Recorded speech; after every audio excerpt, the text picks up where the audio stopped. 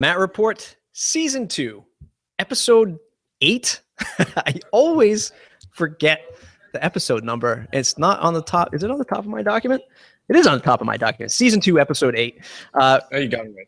Yeah, so if you haven't joined in the Matt Report in some time, we're doing video today. Surprise, surprise. It's been so long since we've done video.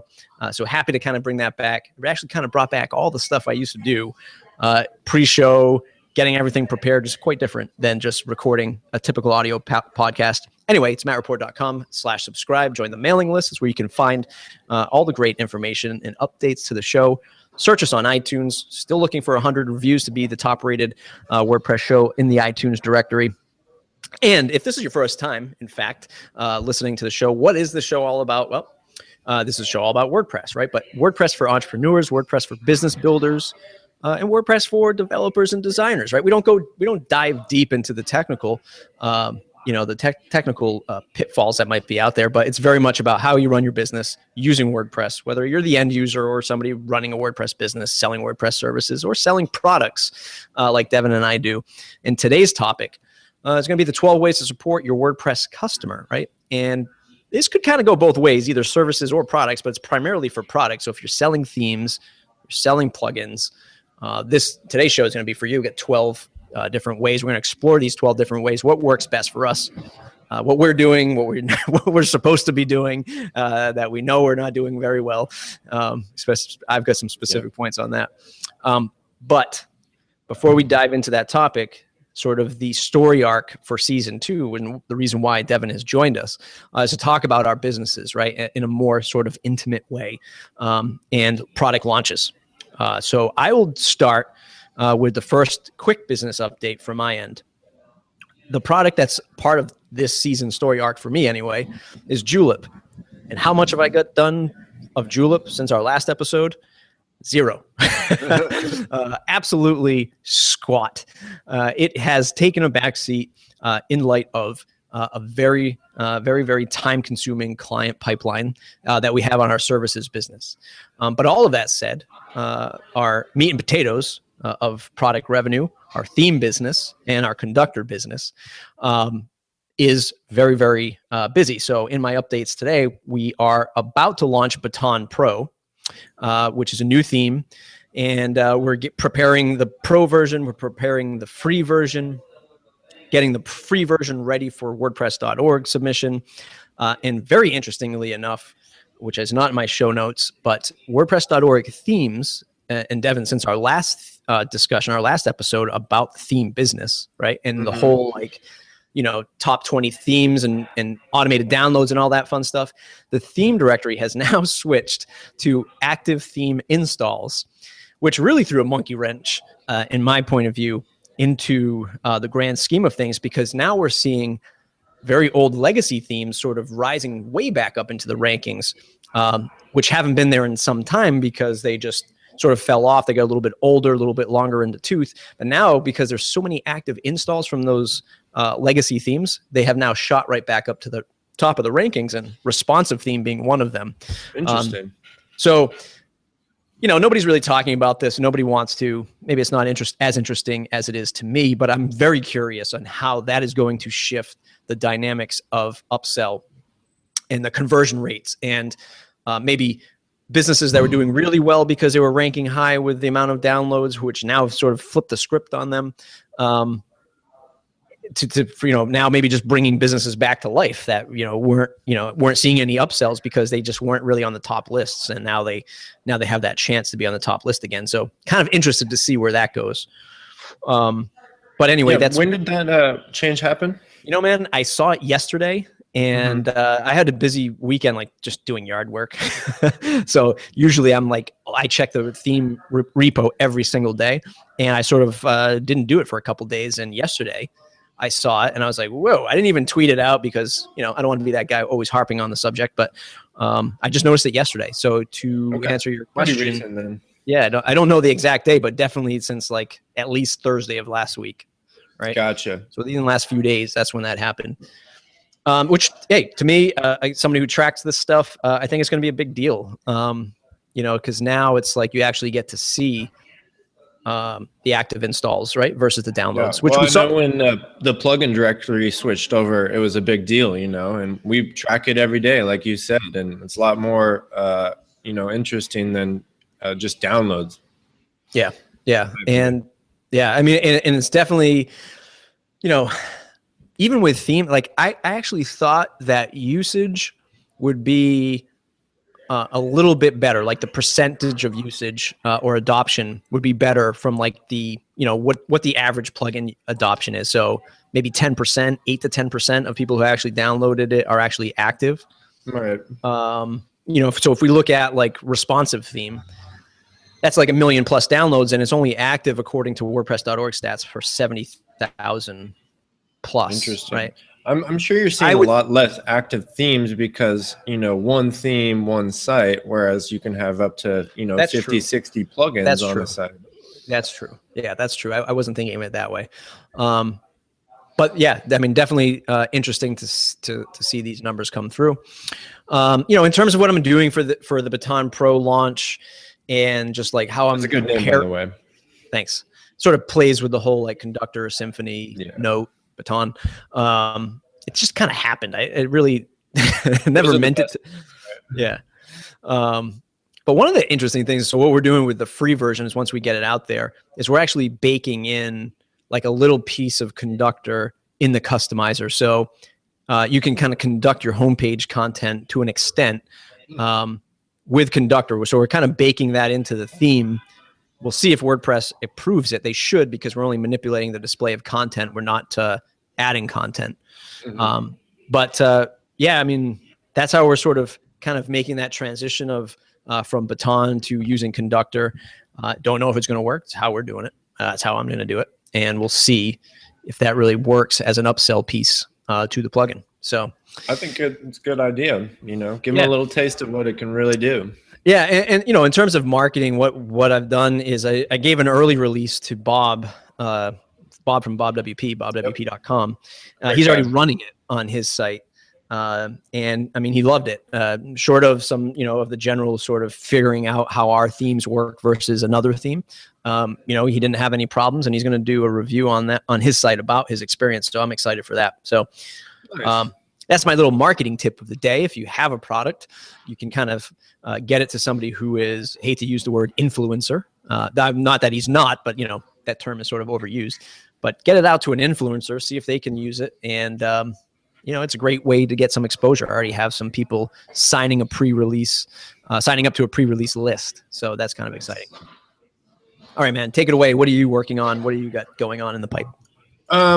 So kind of bring the listeners up to date or the viewers on this episode.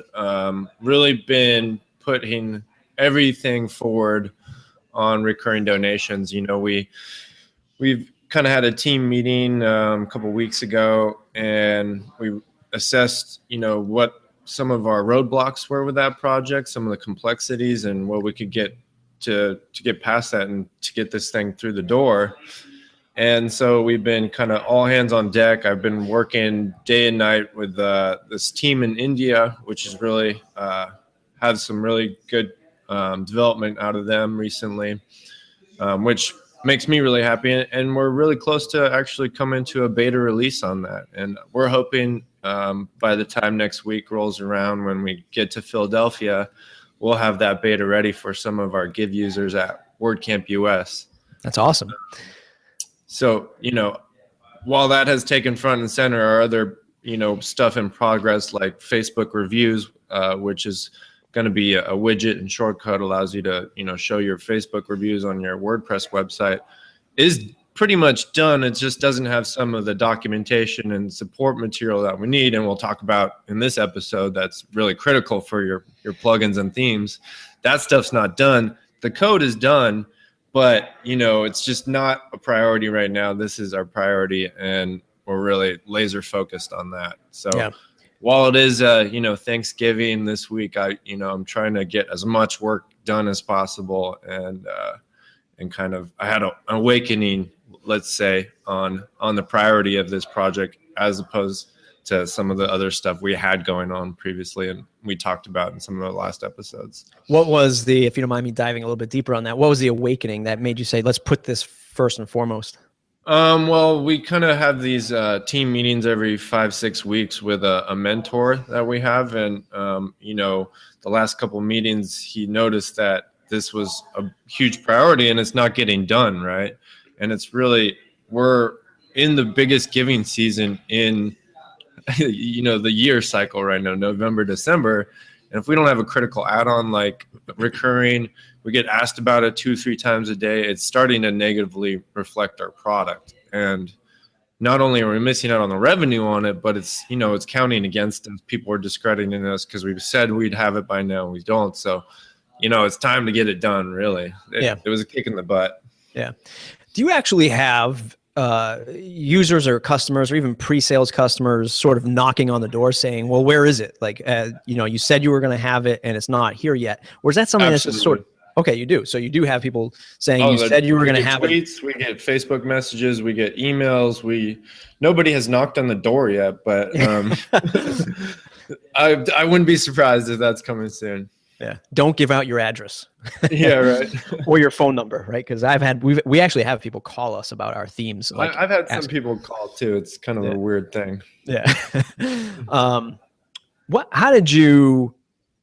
How did you prioritize that? So when the team sat down, like, was that, you were just like, we're going to push everything off the shelf and just place this up here. Like, what did that process look like? It was kind of our mentor who was helping us and give us advice really kind of brought that forefront into the light that we kind of weren't seeing. We knew it was a priority, but not at the level that, he brought to our attention. And then it just kind of made sense. It's like, really, you're missing the bus on this and it's not good. You need to get it done and no excuses now. Because we've been giving excuses for too long. Yeah.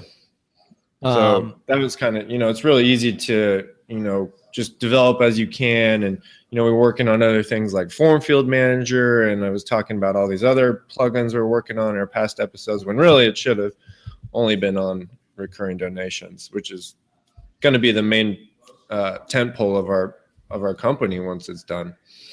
And I'm just going to attribute this to, this is like the entrepreneur life, right? It's like, we've got this great idea. This stuff is already in motion over here, sort of, right? It's got a business going. And now let's go build this because we're trying to like sort of broaden that umbrella of offerings, right? So we start chase that. And then there's also the maintaining, which you're going to get into now, is the supporting and making sure that what we have in place is easy to understand, and the people who have problems have an avenue for support. Yeah. So let's dive into that. Perfect segue. Man, you're getting good at this podcasting stuff.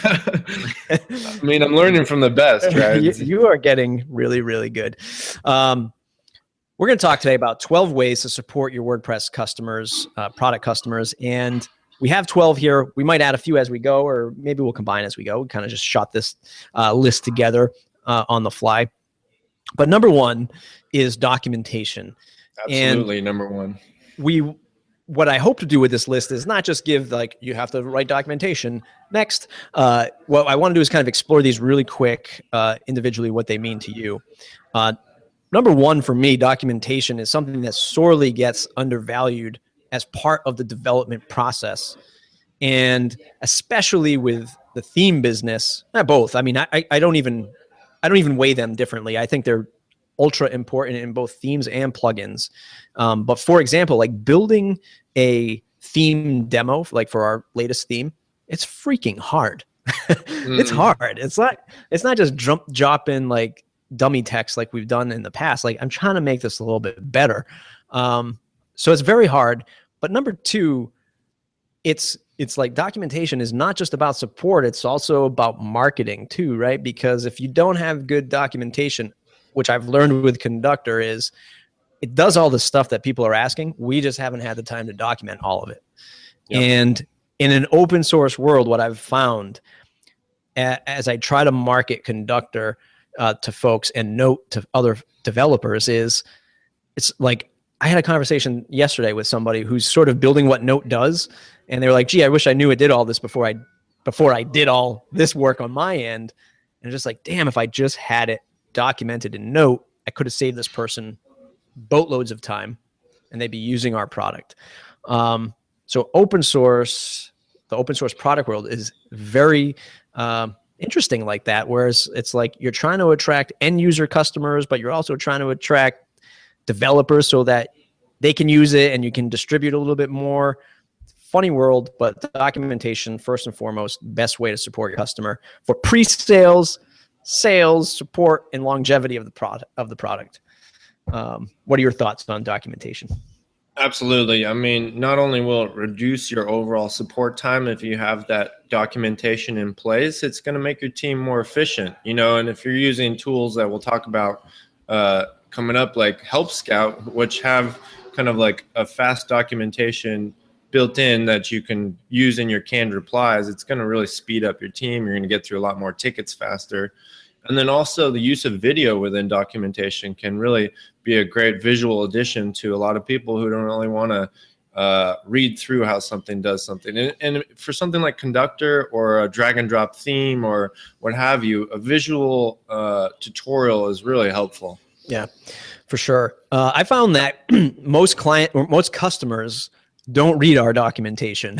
They just ask the question. I don't know if it's the same as you, but I found like a lot of recurring questions, and maybe that's just a problem with I know it's a problem with our site. We got a new site coming, but I found that most folks don't read it or read into it anyway, where they're looking for the quick answer, and then the documentation link is very supplemental to our support team to say, here's how you do that. It's already documented. Just look here.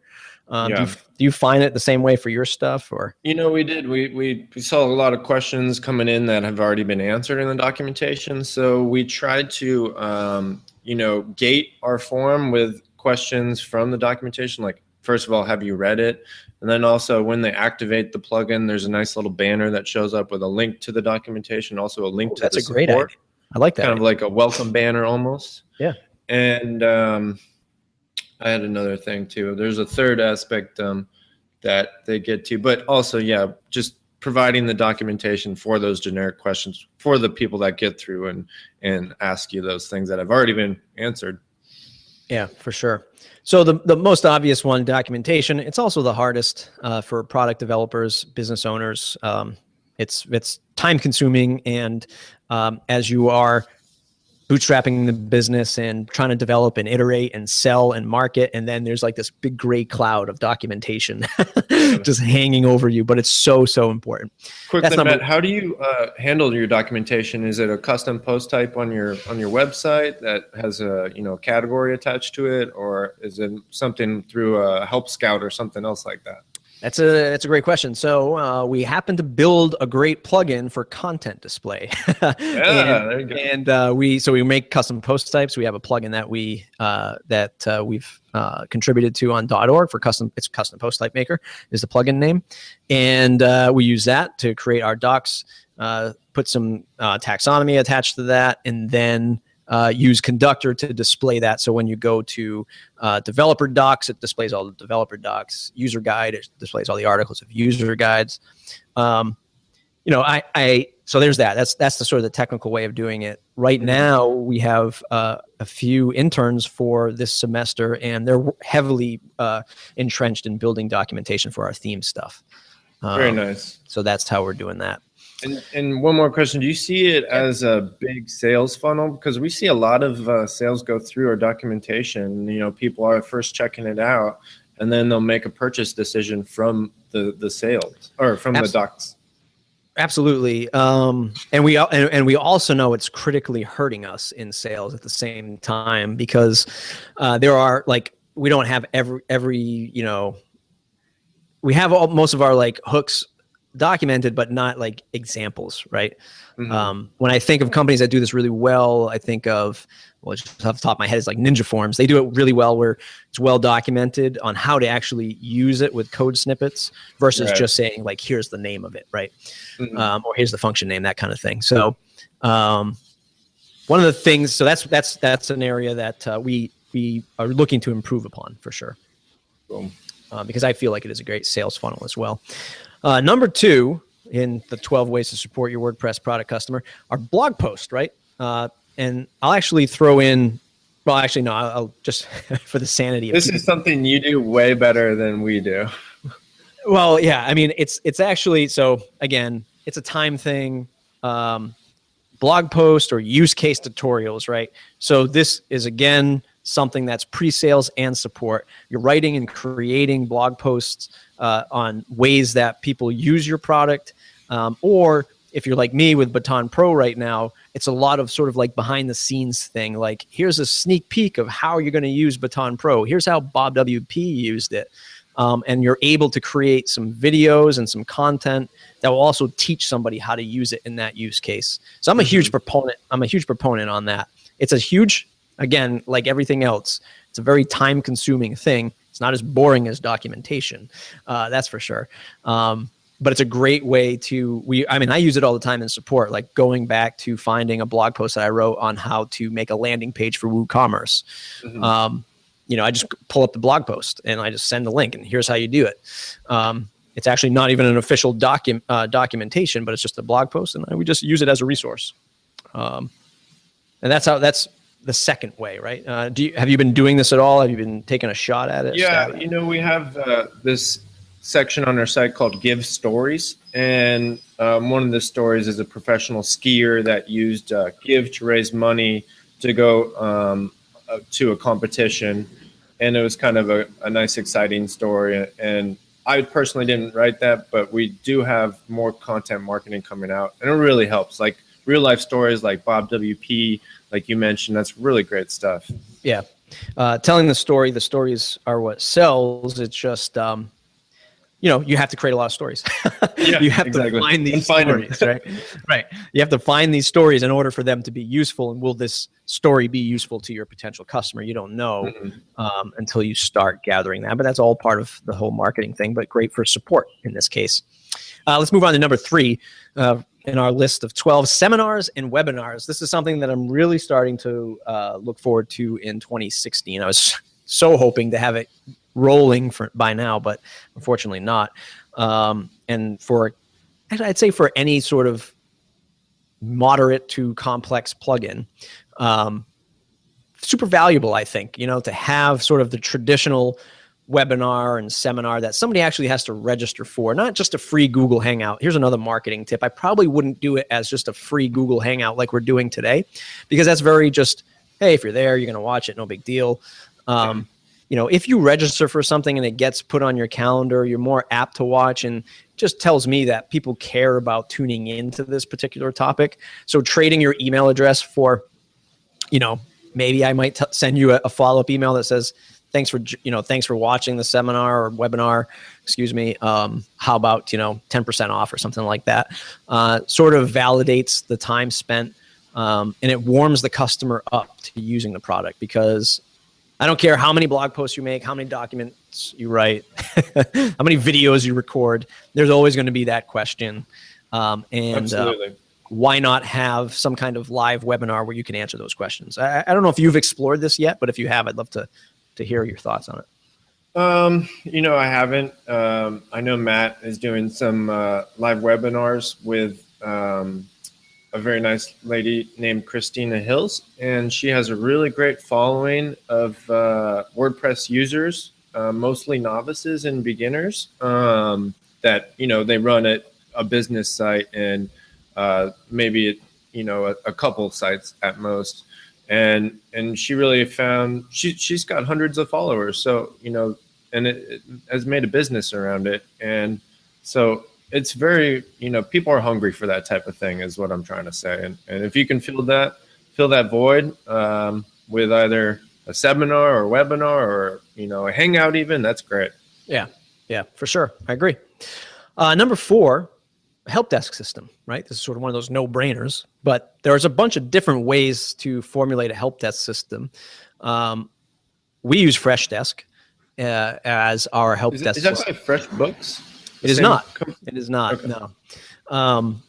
They've been around for a while. I think like sort of when Zendesk was getting all the hype a few years ago, Freshdesk sort of came along. And is it email based? It's email based, but it's ticketing, right? It's at the same time, it's ticketing. So I grew up in the technology space. I grew up at a ISP, internet service provider. So I was very familiar with ticketing. It was just like the age old way of customer support. It was just Traditional ticketing. Zendesk type of thing. Right. So I'm very accustomed to that. And I like the reasons why I haven't jumped on the Help Scout bandwagon, not that it's a bandwagon, it's a great solution. But it's just too simple for me, right? Mm-hmm. Like I know what you're saying. Like as somebody who's managing a team and a set of customers, I want to be able to go in and track a ticket and be able to, snap that ticket up and say, like, here's all the work we've done on this ticket. Like if I ever have to like do paper trail stuff, it just, to me in my head, ticketing is so much easier, prioritizing and all that stuff. I know you can do that in Help Scout, but it's just a different feel for me. Yeah. So that's what we're using. I know there's other great things out there like intercom.io where you can, somebody logs into a portal and you can chat with them and do all that fun stuff. But you guys use Help Scout, right? Yeah. So for Give, for both sites, we were using BBPress. For WordPress, we've been using it for years and we're still using it. We recently switched over Give to Help Scout. And we've seen a dramatic decrease in the time it takes to complete a ticket. People really like the email-based support, and it is still a ticket feel for the users that want it. The one thing I don't like about it is all that knowledge that, is provided is done privately. So while that can be a good thing, it's, you're not gaining any, results in the search engines. People can't find those solutions, and you might get a lot of repeat questions. Also, I found Help Scout is pretty powerful, but it's still, the user interface is not my favorite. It's very Twitter bootstrappy. It's powerful with the workflows and stuff, but if you look at like Intercom, the pricing is totally different. I don't understand the pricing, but the interface and the power of the platform is really intriguing. So while I want to ditch BBPress, I don't think that's good for scaling. We're going to scale up here in our support as we release more product. I think Intercom could really fill that void, and we're going to test that out on the WordPress side and compare that with Help Scout and ultimately make a decision on one once we get a feel for both of them. Yeah, no, I totally agree. I feel like Intercom is something that's much more of a platform base. Like you'd really have to think about how you're going to adopt that, and I think you'd be really tied to it as time goes on, because I think it does, like, you can track actions and stuff like that. Like, are these users like clicking through the documentation? So very enterprise level, which is probably why the pricing is difficult to understand. So there's that. But Help Scout, Freshdesk, two great solutions in my mind. Definitely. You sort of alluded to number 5, which is a forum, and you sort of transitioned away from that. You've sort of already pointed out some of the negatives from moving away from that, losing sort of that open searchability of current problems or past problems, I should say, SEO indexing, getting ranking for certain topics in a forum. Yep. I've never... Again, like I've always felt like I've always wanted to go the ticketing route. I think forums are a great way to do it. Like I used to like the way Pippin did it, and now he switched to Help Scout as well. So I don't know. I'm sort of indifferent, but you've been using forums before. So why should somebody use that over Help Scout, do you think?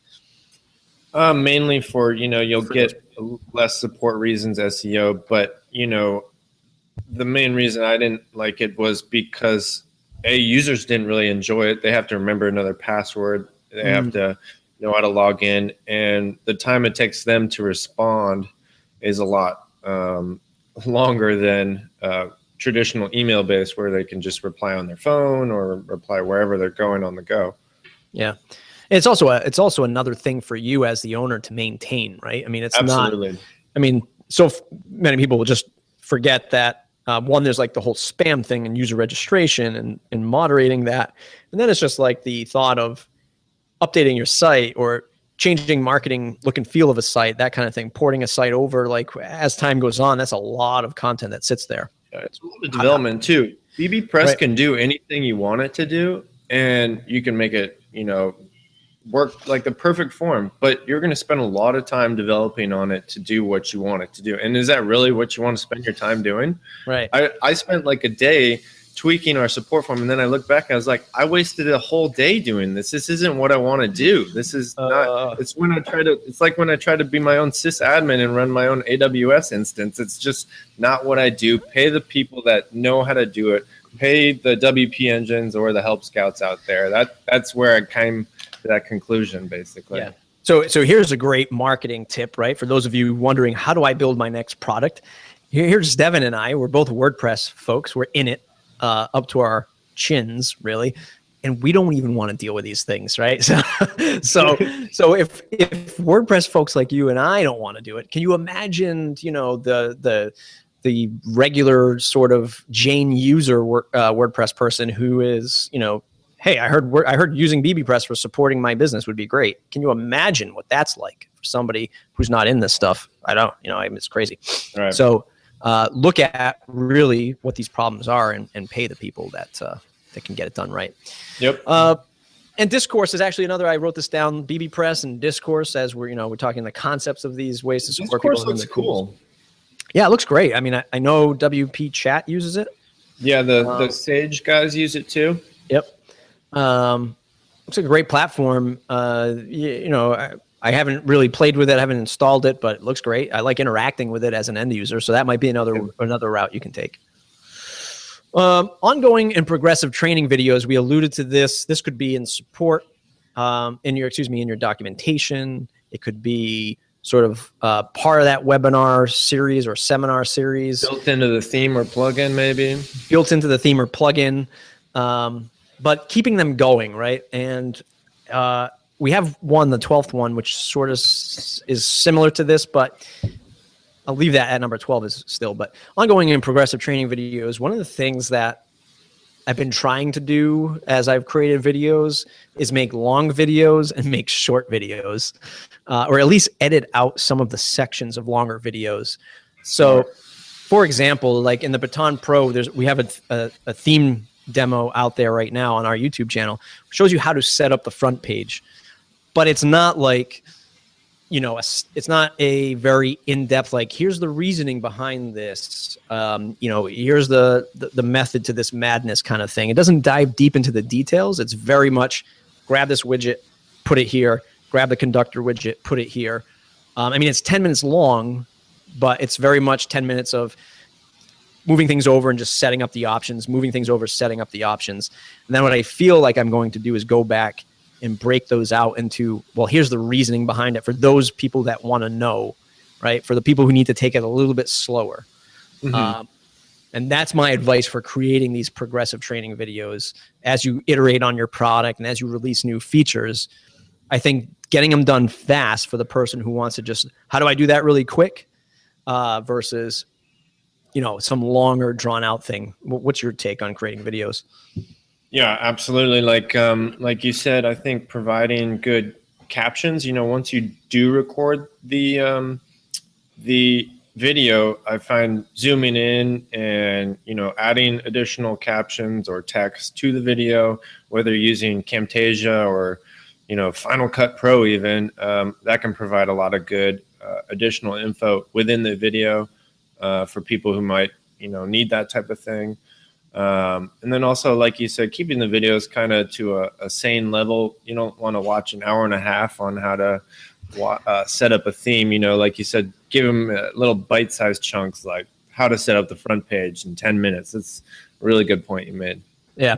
I only know that from, one, being somebody who likes to watch videos and learn how to use product that way anyway, a very visual learner. Mm-hmm. But we used to do a show called Press This, which were sort of plugin and theme comparisons in the WordPress space, but then we would sort of drill down into how to use these plugins sometimes. And so it was very much a talk show. My co-host and I, Dan, would sort of riff on these things and talk about it, much like we are today. And some of the comments we'd always get is, just get to the point and show me how to use the plugin. And I was like, well, this is a talk show. This is very much a talk show and not a tutorial series. So sort of pulling the concept from that. Yeah. Move on to the next. Let's move on to the next one. It's live chat. This has been huge for us. We use live chat for pre-sales and support questions all the time. I mean, I don't have anything else to say about it, but we use Zopim, Zopim. Okay.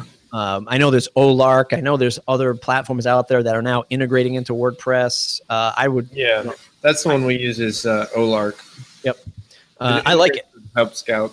Yep. I mean, I like it. I really can't recommend it anymore. I don't think you can lose on either one. It's just the ability to spin up a chat with somebody on the fly is tremendous. It's helped us in pre-sales. I mean, the great thing with Zopim is you can see which page they're on. So as you're chatting with them, all the time we've seen people just move from talking to us to the checkout to the purchase, and it's a great That's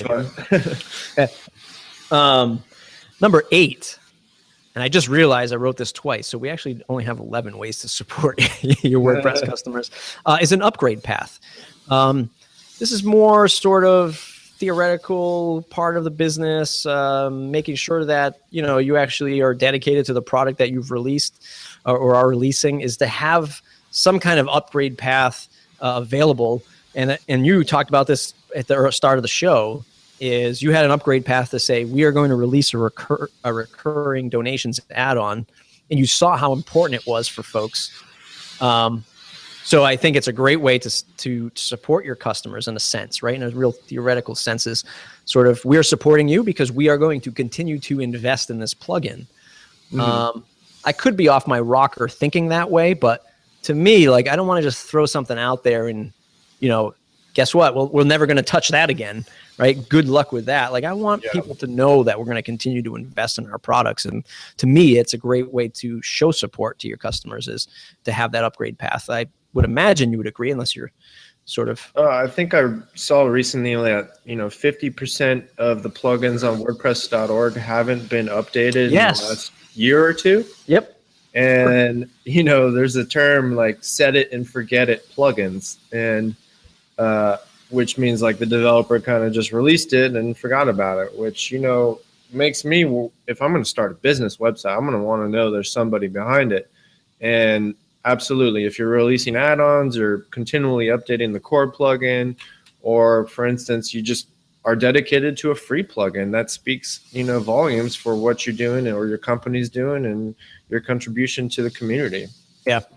And we've fallen victim to that as well in terms of setting and forgetting a plugin. And sort of the nature of the beast, I think that if I were to step back and look at myself, I would say, well, maybe we should go take down that plugin or request to have it removed. And the plugin that comes to mind is we built an Evernote plugin for when Evernote had an affiliate program way back, 4 or 5 years ago. We actually worked with Evernote. I remember starting my business and working with Evernote, and I was like, "Oh my God, I made it! I made it! Right? I've made it!" And we did that, and we were joined into Evernote's Basecamp, and when they were using Basecamp back in the day, the Basecamp 1 version 1 or whatever it was, and I was like, "This is awesome!" We're working with the Evernote team. God, where's my yacht? Where's my yacht? Which one am I going to get? And then their affiliate program sort of died out and then never used it, but it's still up on the repo, right? And every now and again we'll get a question, but maybe I should take a step back and request to have that removed. Number 9, industry knowledge, which I think is super undervalued. This kind of goes back to the previous one, upgrade path, caring about your product, but do you have the industry knowledge for the folks that are using your product? Like you said earlier with the Give plugin, it's the most optimal time for people to have donations. You care that if you are a nonprofit or somebody who relies on these donations, now's the time to have this sucker working. Much like us with Conductor, we really care that content publishers have something that they can use to control the display of their content. So having that knowledge for that specific industry is very good, I think, and not just, hey, I did some market research. I really don't care about that market, but I'm going to attack it and sell a product in that space. Hey, good job. You got your MBA, smart business move. You're probably richer than I am right now, but I kind of care about the product that I'm building. And I want to kind of enjoy having a relationship with clients that enjoy my product. So that's the way I look at it. It's probably not the best business sense tactic, but I care about it, industry knowledge. I mean, it'll make a better product too. If you're trying to make a real estate plugin, you don't know the first thing about, how the MLS interacts with, realtors is, you're going to have to do your research, do your homework. Right. Or else your product's going to suck and you're going to have more support. Right. Absolutely. So enough said on that one. I agree, hands down.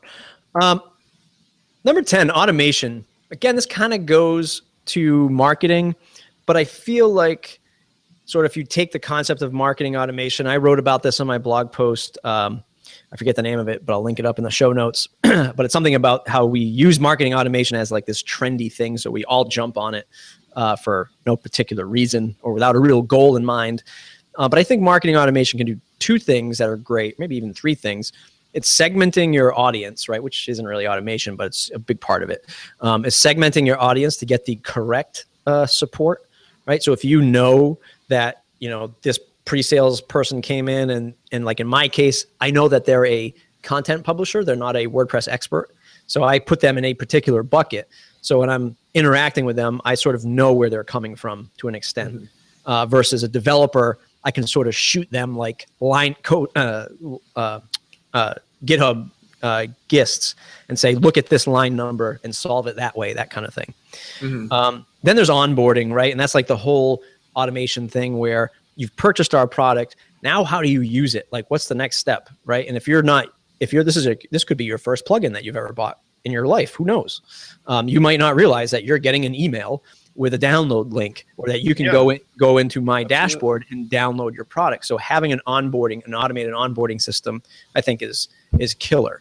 Even like, hey, it's Matt from, welcome to, being our client, or those emails. I love getting them, and they're just make me feel more welcome and apt to asking for support or looking at documentation. Yeah, absolutely. I think so many developers are afraid to sort of put themselves out there. That they don't want to have that interaction. I think a lot of us feel like we can skate by in this business, making money while we sleep. I don't have to email or talk to anybody.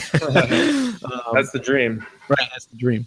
Last but not least, number 11. I know we said 12, but I've sort of made a quick on-the-fly edit there. Number 11 is what we're calling educational shows, podcasts, and what you brought up prior to the show is blabs, right? And I sort of put this in the content marketing bucket. We hinted at it before. It's not just sort of drier, more concrete training videos or webinars, but this is something that makes you more of a media company, right? This is something that is fun, like the stories you talked about before.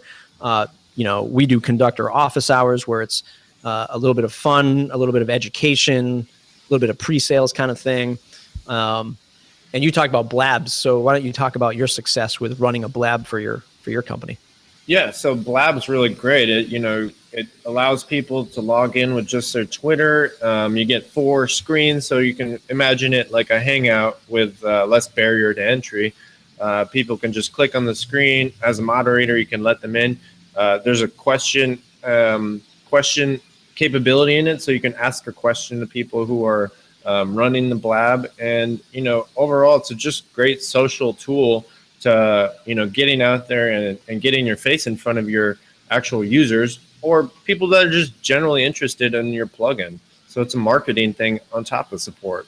Yeah, absolutely. And if you have a regular Blab, like weekly, then you'll gain more of a following. Yeah, I totally agree. I mean, organic marketing and like this content marketing, video production thing. It's the only way I really know how to do this. And there are much smarter people out there that do Facebook ads and funnels and all this stuff. I just, I want to have conversations. Like I do so much like one-on-one demonstrations of Conductor that it is never going to, at this point, give me a return on investment in that time. But even prior to this call, like I did an half-hour long call with somebody showing them how he can use it in his business, and just demonstrating and taking it step by step. And, it's one of those things where you're creating this content. It's a little bit more evergreen and it's fun and it's engaging. It's the only way I know how to do it. I don't know any other secret tactic to getting this stuff out there. That's our list. It's a good list. That's a pretty damn good list. Yeah. I learned something. I mean, I would definitely start if you are new to this and you're saying what's the best way to support customers. I'll give my riff and maybe you can correct me if you think I'm wrong, but documentation first and foremost. Don't let it overwhelm you. Get the good stuff out there, the real fundamental stuff out there. Get a help desk system in place for your own sanity. Don't just take it directly to your Gmail inbox or however you might do it. Pick something like Help Scout, Freshdesk. Check those out. And I would say that would be number one and number two, documentation, help desk, and then I would go with live chat before anything else. I would definitely get live chat up there. And I would use those as my 3 fundamental ways to support your customers. Everything else you can sort of iterate and improve upon as you go along. I don't know if you have it a different way. I'd say documentation is definitely first, and live chat is definitely up there. I think it's really good for both the pre-sale and then also the support side of it, as long as you're there. Right. Yeah, totally makes sense. And then access to easy access, easy being able to find it, and convenient support so your users are happy. And one thing we didn't mention on support is when people are happy and you do a good job, ask them for a nice review of your plugin, or something like that. You can really benefit from more reviews when you do hit it out of the park with these folks. Yeah. Yeah, you mentioned that in one of our earlier shows, and it's still something that, I'm going to write it. I'm literally going to write it down right now. We have a workflow created in Help Scout that when somebody gives a good rating, like you're doing great, send them an email in the next 24 hours that says, hey, thanks. Why don't you review our plugin? That's awesome. That's number 10 on our list. It's automation. There you go. You're killing 2 birds with one stone. It's amazing. Yeah, that's great. That's our list. One thing I want to just riff on real quick. I know this is an extra long episode, but we didn't mention it. I had it written down is WordPress launched WordPress.com, whole big revamp. I'm not going to get into all the specifics, but they launched an app for Mac only. Have you had a chance to kind of play around with it yet? Being a PC user, I haven't had the chance to do that yet. But I looked at it. I went on the GitHub repo and poked around the code for a little bit, read all the stuff. It's Calypso. It sounds really, really neat. Yeah. I'm kind of scratching my head, wondering why it's just a Mac-based app. I'm sure next week we'll hear a whole lot more about it, at WordCamp US. Yeah, for sure. I mean, so real quick, I downloaded it. I'm a Mac and a Windows user. My home computer is a Windows computer. Look, everybody hates on Windows. Believe me, I was one of those guys. I was a sysadmin for the longest time. Yeah. I loved Windows 7. I didn't use Windows 8, right? Was there even a Windows 8? I think there was. Oh, there was. Yeah. So I was a big advocate on like 64-bit Windows 7. I thought it was a great operating system. Windows 10 has been rock solid so far, and I've been using that. And I really enjoy it. I love what Microsoft is doing. But that's a whole other episode. But how did you like Calypso? But I really enjoyed it. I really think it's an awesome move. It really shows, especially in the light of Drupal 8 coming out. I think on the enterprise level and the API and having a framework, and I haven't seen anybody talk about this yet. I was thinking about putting it down into a blog post. I haven't seen anybody talk about it yet. But now we have WordPress on our desktops for a Mac user. And what that means is I can now begin to think about creating interfaces and applications for my clients' WordPress sites, right? So if they are struggling with understanding WordPress and managing the back end and the dashboard of WordPress, I can literally now build an app for people to manage their WordPress site on their desktop without worrying about the overhead of the interface of a desktop, of a regular browser interface, right? I'm loving the thoughts of the possibilities of where we can take this. Yeah, right? I mean, everything in the future is going to this single-page application design, JavaScript on top of Node or what have you with a React framework. So I'm really interested as a plugin developer, how can I get my interfaces into Calypso ASAP so we can be, one of these early adopters. We're not getting left in the dust. And, I think we have plenty of time, and I'm sure WordPress.com and Automatic will give us on the WordPress.org plugin author side some of these tools and documentation on how we can port over our interfaces, because I saw a little bit of that mentioned yesterday, but not a lot of detail. Yeah. What I don't think it's going to excel at, which I use the desk.pm app from John Saddington, formerly 8-Bit, 8-Bit. I think he's 8-Bit on Twitter now. But anyway, I use desktop PM for my drafting all my blog posts. It's a very pure writing experience, whereas this app from WordPress is very like, let me manage all of my WordPress sites. Here's all my Jetpack stats. The editor, which is very nice and elegant, it's still not a pure writing experience. And the reason why I use a Desk PM app is because I make it full screen. All I see is a cursor and text, and I just write. And that's where that excels. So for publishers that are really writing long form story, I don't think you'll be drafting all your content in there. I think they'll get it to a point where you will, but just not right now. Yeah. Hey man, ridiculously awesome show. Very fun. And it was live, and I didn't get any. Yeah, happy Thanksgiving. I didn't get any questions through Twitter, but I'll check later on. If you want to subscribe to the show, it's mattreport.com/subscribe. Search for us on iTunes. Leave an old 5-star review if you like it. You can find me at Matt Medeiros on Twitter, at Matt Report. We'll be at WordCamp US next week. And Devin, where can folks find you? You can find me at wordimpress.com. I'm on Twitter at Interwebs, and I will as well be there with the team next week at WordCamp US. Looking forward to it. We're going to have some beers together, my friend. Finally meet in person. Definitely. We should talk more about that. All right, man.